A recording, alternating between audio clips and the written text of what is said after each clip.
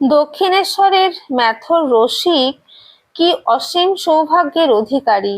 সে দেখত ঠাকুরের কাছে কত ভক্ত আসে, কত আনন্দ হয়, কিন্তু সে নিজ জাতি, অস্পৃশ্য, সে কি করে সেখানে যাবে? কিন্তু তারও মনে সাধ ঠাকুরের কৃপা পাওয়ার। মহাপুরুষ মহারাজ বলেছেন, যে কায় মনোবাক্যে ঠাকুরকে আশ্রয় করেছে, তাকে ভালোবেসেছে, তার মুক্তি অনিবার্য। দক্ষিণেশ্বরের সেই রসিক মেথরের কথা শোনোনি? সে ঠাকুরকে বাবা বাবা বলতো। একদিন ঠাকুর ভাবাবস্থায় পঞ্চবটির দিক থেকে আসছিলেন। রসিক গাছের আড়ালে দাঁড়িয়েছিল।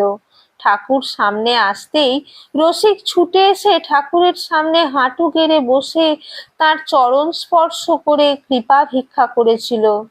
বাবা, আমায় কৃপা করলে না, আমার কি গতি হবে? ঠাকুর বলেছিলেন, ভয় নেই, তোর হবে। মৃত্যুর সময় আমায় দেখতে পাবি। মৃত্যুর আগে তুলসী তলায় তাকে শোয়ানো হলে সে বলে উঠেছিল, এই যে বাবা এসেছে, বাবা এসেছে। ঠাকুরের দর্শন পেয়ে সে শরীর ছেড়ে দিলে শ্রীরামকৃষ্ণ চরণে ঐকান্তিক ভাবে শরণ নিলে কত দিন কাঙাল পতিত উদ্ধার হয়ে যায়। ঠাকুরের এক ভক্ত ঈশান মুখোপাধ্যায়ের কলকাতার ঠনঠনে বাড়ি। তার তৃতীয় সন্তান সতীশচন্দ্র স্বামীজির সহপাঠী বন্ধু।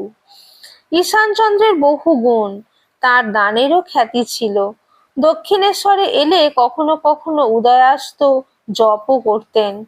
ওই রকম একদিন সারাদিন জপের পর সন্ধ্যাবেলায় ঠাকুরকে প্রণাম করতে এলে ঠাকুর ভাবাবিষ্ট হয়ে তার শ্রীচরণ ঈশানের মাথায় রাখেন।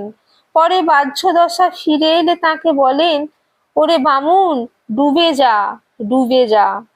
অর্থাৎ ভাষা ভাষা নয়, একেবারে অন্তরে ডুবে যা। অহেতুক কৃপা সিন্ধু অপার করুণাময় ঠাকুর নিজেই কৃপা করে তার অভয় চরণ ভক্তের মাথায় স্থাপন করে তার সাধন পথের চরম নির্দেশ দিয়েছিলেন।